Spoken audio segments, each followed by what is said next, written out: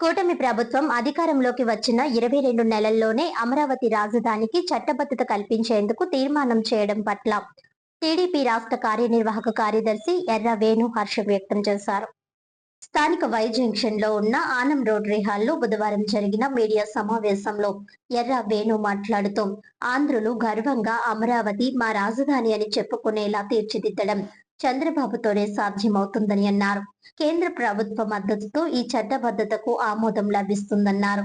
వచ్చే ఏడాది జరిగే గోదావరి పుష్కరాలకు ఇంకా 14 నెలలు మాత్రమే సమయం ఉందని, అధికారులు శాశ్వత ప్రాతిపదికన నగరంలో అభివృద్ధి పనులు చేపట్టేలా అధికారులు కార్యాచరణ చేయడం లేదని విమర్శించారు. నగరంలో గాలి కాలుష్యం, నీటి కాలుష్యం అధికంగా ఉన్నాయని, వాటి నిరోధానికి తీసుకుంటున్న చర్యలు కూడా శూన్యమని అన్నారు. అధికారులు ఇలాగే వ్యవహరిస్తున్నా పుష్కరాల సమయంలో లక్షలాదిగా వచ్చే యాత్రికులు ఇబ్బందులు పడతారని అన్నారు. గోదావరి పుష్కరాలకు వచ్చే నిధుల్లో కొంత కేటాయించి వాటర్ వర్క్స్ వెంటనే నగరం వద్దకు తరలించాలని, ఫిల్టరేషన్ పాయింట్ కూడా అక్కడే నిర్మాణం చేయాలని డిమాండ్ చేశారు.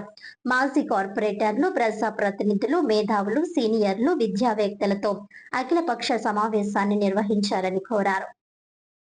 ఒక పక్క అభివృద్ధి కార్యక్రమాలైనటువంటి పోలవరం ప్రాజెక్టు కానీ, అమరావతి సెల్ఫ్ ఫైనాన్సింగ్ రాజధాని నిర్మాణం కానీ, ఇంకా ఇతరత్ర అనేక అంశాలని ఇవాళ చంద్రబాబు నాయుడు గారు చేపడతా ఉంటే మీరు అభినందించకపోయినా పర్వాలేదు. మీ అభినందనల గురించి తెలుగుదేశం పార్టీ కానీ ఆంధ్ర రాష్ట్ర ప్రజానికం కానీ ఎదురు చూడలేదు. కానీ ఇటువంటి పనికిరాని చొప్పదంటూ మాటలతోటి పత్రికల సమయాన్ని కానీ ప్రజల సమయాన్ని కానీ వృధా చేయొద్దు.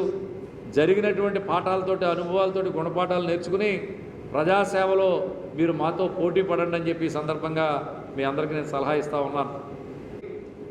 ఇవాళ స్త్రీలకు ఎలాగైతే ఉచిత బస్సు ప్రయాణ సౌకర్యం ఇచ్చారో, వికలాంగులకి దాదాపుగా ఈ రాష్ట్రంలో 12.5 లక్షల మందికి దివ్యాంగ శక్తి కింద ఉచిత రవాణా సదుపాయం కల్పించారు.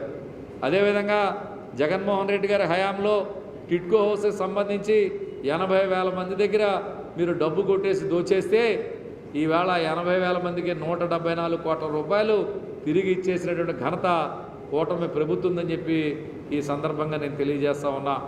అదేవిధంగా ఈవేళ నిన్నగాక మొన్న సోమవారం నాడు 2.5 లక్షల టిడ్కో హౌసెస్ని మరి సొంత ఇంటి కళ సాకారం చేసి పేద వర్గాలకు ఇచ్చినటువంటి పరిస్థితి కూడా మీకు నేను తెలియజేస్తూ ఉన్నాను. అంతేకాదు ఈవేళ మరి చేనేత కార్మికులకి చేతి మగ్గాలు ఉన్న వాళ్ళకి 200 యూనిట్లు, మరమగ్గాలు ఉన్న వాళ్ళకి 500 యూనిట్లు చొప్పున ఉచిత కరెంటును కూడా ఇచ్చినటువంటి ఘనత కూటమి ప్రభుత్వం.